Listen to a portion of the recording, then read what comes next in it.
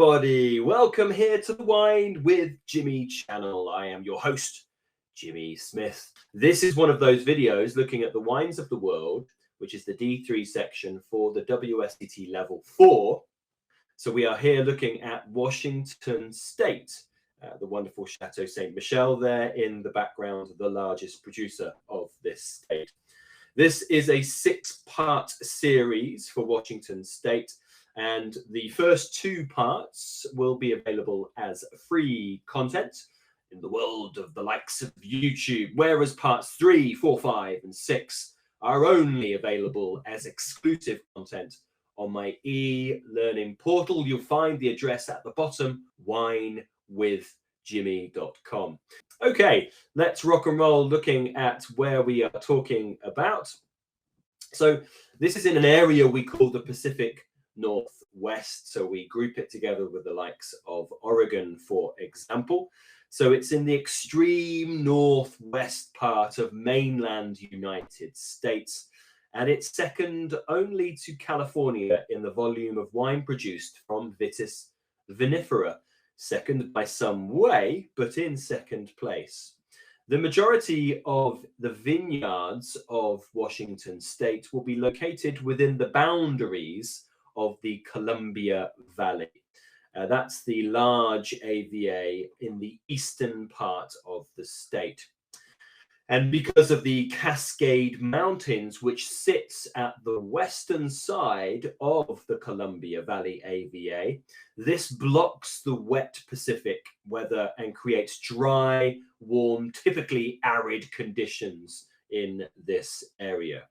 A small number of vineyards and wineries are located on the western side of the Cascade Mountains in Puget Sound, and that is a very small production. So here you'll see Washington State is in the top left-hand corner of our diagram. Oregon is below it with the Willamette Valley, and then California comes below that.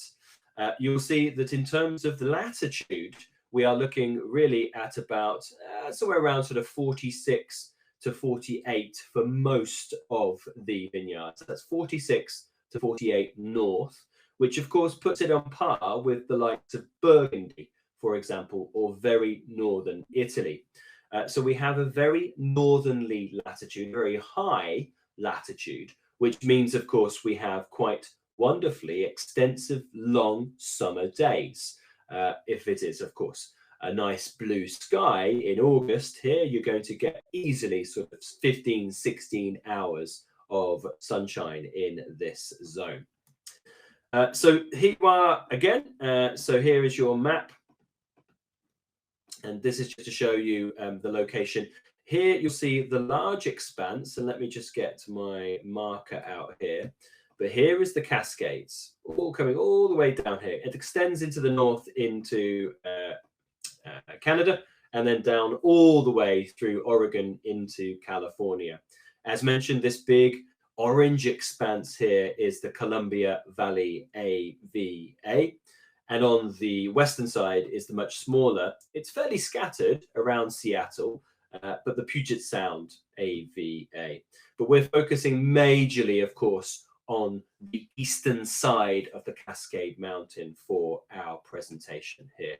Now, if you have any comments about this presentation, you would like to put your opinion forward. Maybe you've been to Washington State, maybe you're from there, maybe you've enjoyed the wines, please do let me know.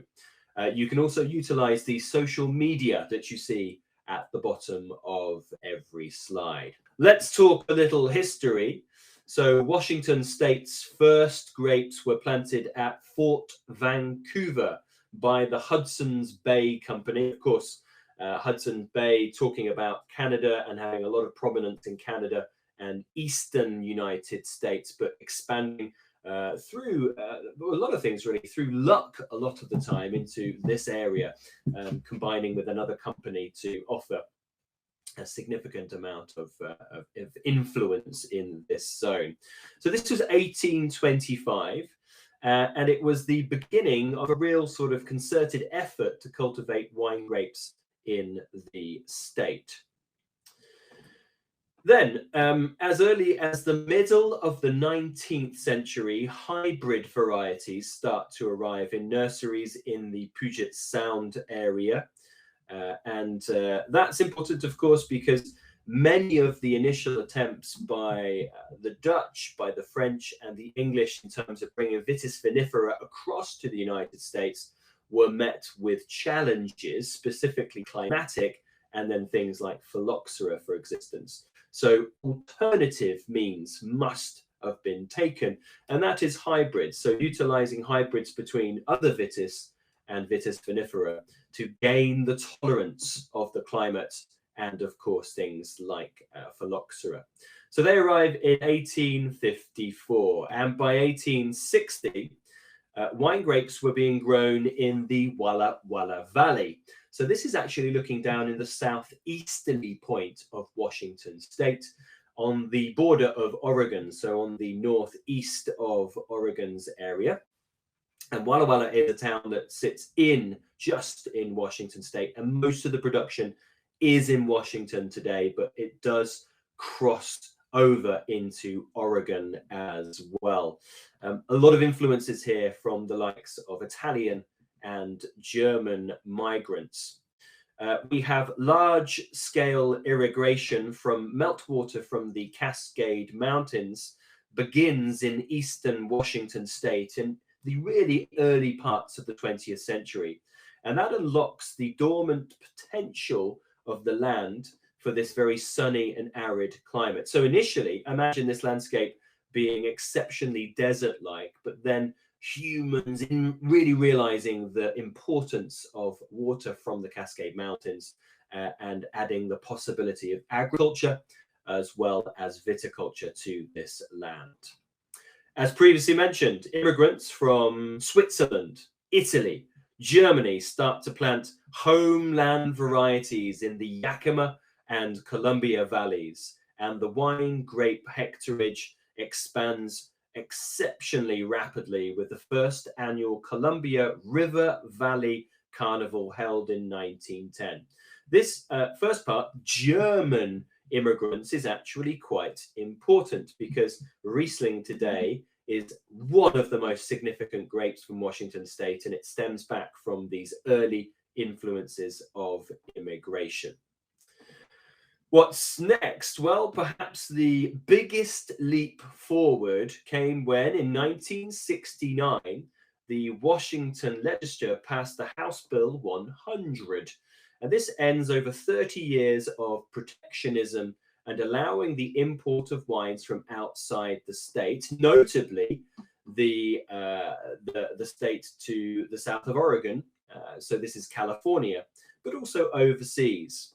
So this suddenly means that the domestic market of Washington state, which had pretty much been all about its own wines, suddenly faced really serious and high quality competition.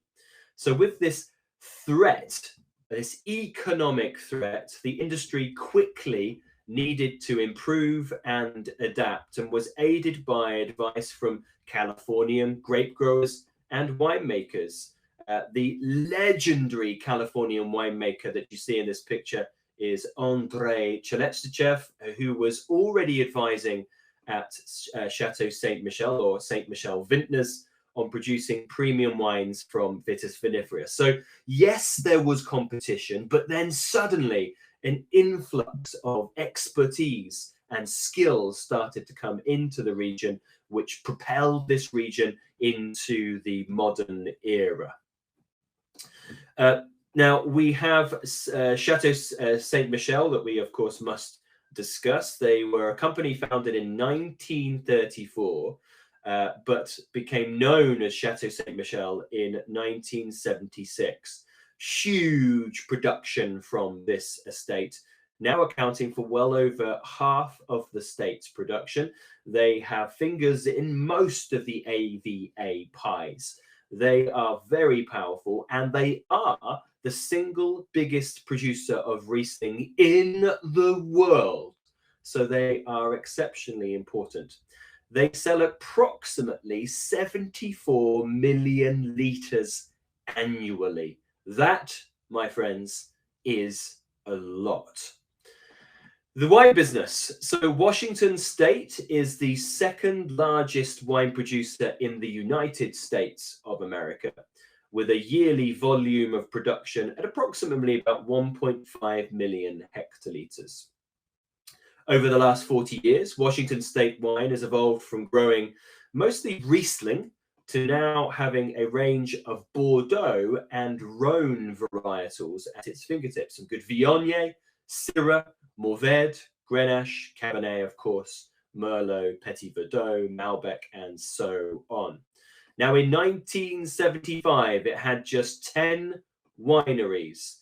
In 2000, it had 200 wineries, and today it has over 1,000 wineries. Apparently, approximately 4 new wineries are being added every month to this industry.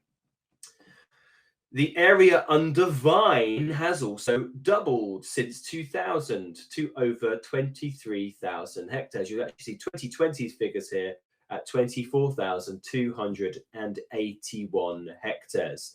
So going back to the 90s, you're looking at just around 4,500. So in fact, we have times by 5 from that number. From the year 2000, it would have been roughly around 10,000. So it's over doubled, 1.5 times larger than about 20 years previous to that.